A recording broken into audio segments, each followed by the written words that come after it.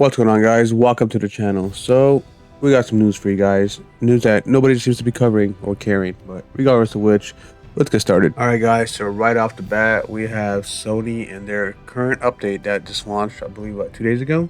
The main update that added variable refresh rates, it basically broke our stuff, which means their QA team did not test enough. But right now, players are reporting that they can't do multiplayer. And it's not just multiplayer, this is just the main one since most games nowadays are, multiplayer, they're all online. So yeah, it broke everything that matters for most gamers. So, but when you try to go online and connect, you can't connect to PlayStation Network. If you try to redeem any codes, just don't do it right now. Wait for this to be fixed because people are having trouble redeeming their codes, verifying subscriptions for their Play PS Plus, and our stuff too. So just be careful.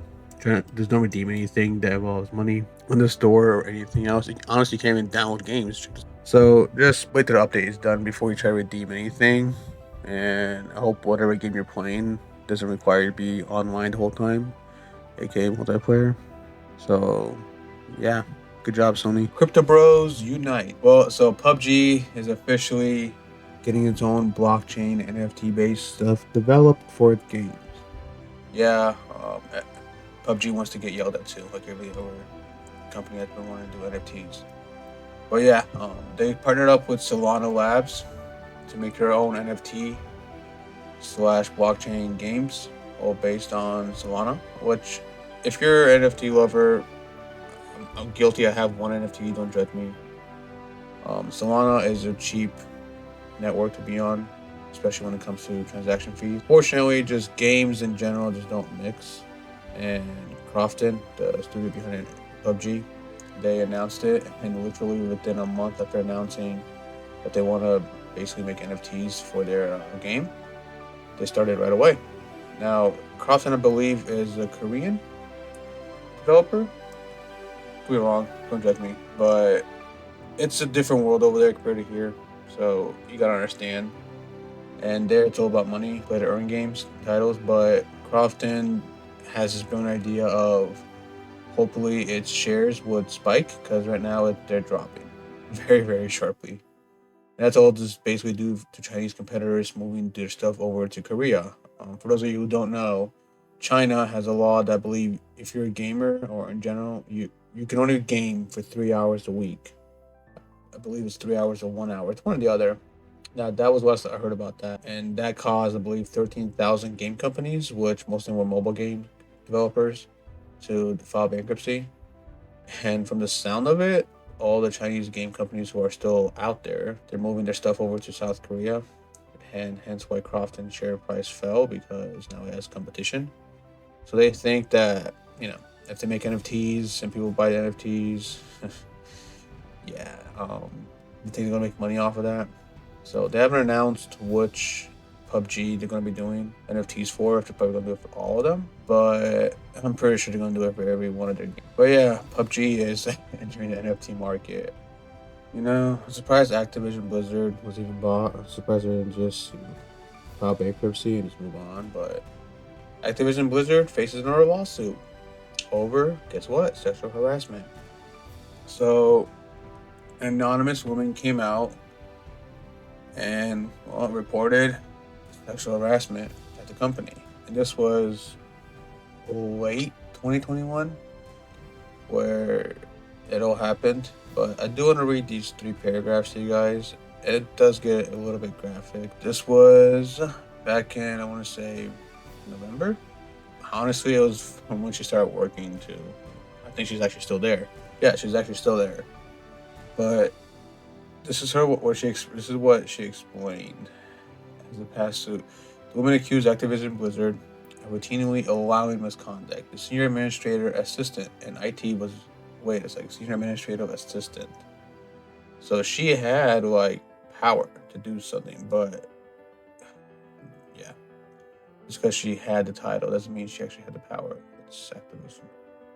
But the senior administrative assistant in IT was reportedly pressured to join in the cube crawls, where women were harassed and groped and was told to tolerate unwanted sexual advances. She was also asked to keep her complaints private, according to the law. Supposedly faced an increasing hostile workplace the more she spoke out. She explained in the hearing everywhere she went, because she wanted to move to different positions, which surprised me. I'm surprised she didn't just quit. But when she tried to move to different positions in the company, they would deny her. And whenever she complained, it got a lot worse. So no matter what she tried, she just couldn't get away from it.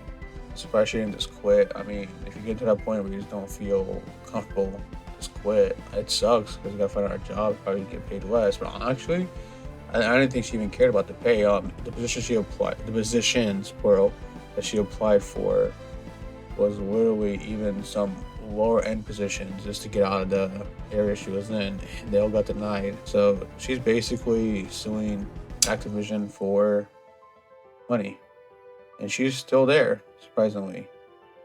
I'm surprised Blizzard, because it is Activision, but Blizzard is the one that's dealing with it all. Surprised they're still around, or Activision just keeping them around. I mean, I get it, World of Warcraft and everything, but yeah, I'm still surprised Microsoft bought them. You would think with everything going on they wouldn't, but then again, by the time they finally acquired them, which is what, next year, that all these lawsuits and everything would be gone. And it's funny. In the article, she wants Bobby Kotick out of the office, basically gone. Keep in mind, guys. So when you're a CEO like Bobby Kotick and you're making 100 million a year, you have shares and everything. And usually, most CEOs, even if they get fired, they still get a care package or some kind of incentive.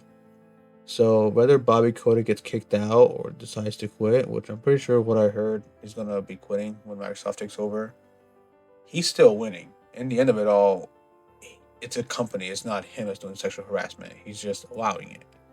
So we think he's the biggest jerk in the world, probably gonna burn in hell, but he's winning. And I guarantee you, when he leaves Activision, he's leaving in a golden limo full of cash. I mean, I guarantee you, minimum, he's gonna be quitting and getting minimum 100 million, and that's not including what he's gonna have in stocks. Because once the acquisition, when Microsoft acquires them, their stock is gonna go up because that's good news.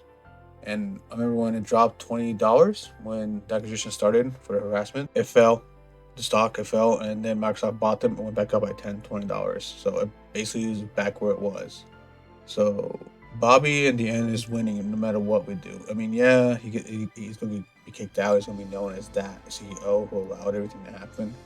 But I'm pretty sure he can't hear us yelling at him from his high horse with billions of dollars in his pockets. All right, as we're ending this video, I do have some good news. I mean, PUBG getting NFTs is amazing news, right? But yeah, it's not. But I do have some good news. So with the new Witcher being worked on, so we're probably going to see that in 2027. Hopefully not. Hopefully sooner. But the new Witcher being worked on and it being Unreal Engine 5, I pray to Jesus that it does not come out buggy like Cyberpunk did. I pray, because it's a whole new engine. I'm pretty sure it's a different language because Unreal Engine 5 is on C sharp. So I really hope developers don't have that kind of struggle like how they did with Cyberpunk. But speaking of Cyberpunk, a patch did come out, people. Patch 1.52. And just for you guys who are curious if they're going to still support Cyberpunk, yeah. The game sold 12 million, and I'm pretty sure people still have it. I mean, I got mine's day one. It's still sealed because I saw reviews after I bought it and regretted it.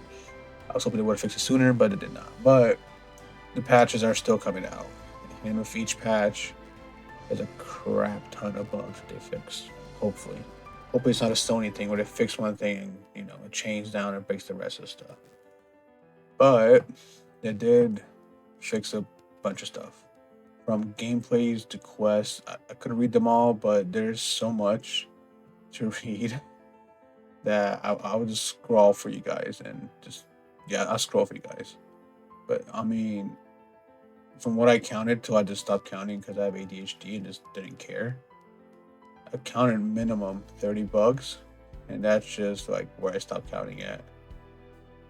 The one bug though, the Stadia specific thing, I don't get it. Why waste time on that? That's no, just stop. Why waste it? But everything else was good though. I wonder if I see PlayStation 5, so I wonder if this this patch. I mean, I wonder if it's affected by the PlayStation 5 issue with the multiplayer, which I'm pretty sure it is because basically anybody on the PS network is going to be affected by it. So what am I saying? But yeah, guys. So if you guys were wondering, they're still going to continue supporting Cyberpunk. They kind of have to. It's CD Projekt, but keep in mind, jumping back and forth here. When The Witcher 3 first came out, guys, it was buggy mess also. It wasn't Cyberpunk only. The Witcher 3 when it came out, it was buggy. It wasn't Cyberpunk buggy. I don't think anything ever is, but it was buggy, and they fixed it patch after patch after patch. So they're probably gonna do the same thing with this. Now, whether or not the next DLC is gonna come out, I hope so. I pray that it comes out by fall, maybe.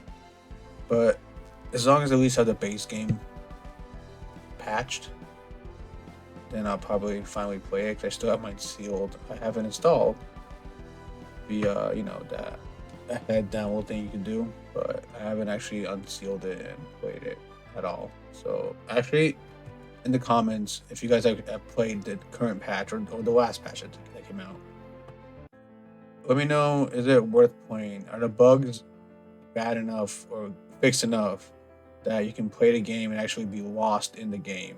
You know what I mean? Like when you play a game, you just like forget about everything else in the world, something like that. Let me know because I want to play. I really do, but I don't want the bugs of a flying car coming out of nowhere or a cop spawning while I'm in the bathroom. No, ruin it for me. So yeah, guys, that's some random 4 articles. I'm gonna try to be doing this new stuff more. Thanks for listening, guys. We got this far. Thank you for listening, truly, and look forward to the next one. Take care, guys.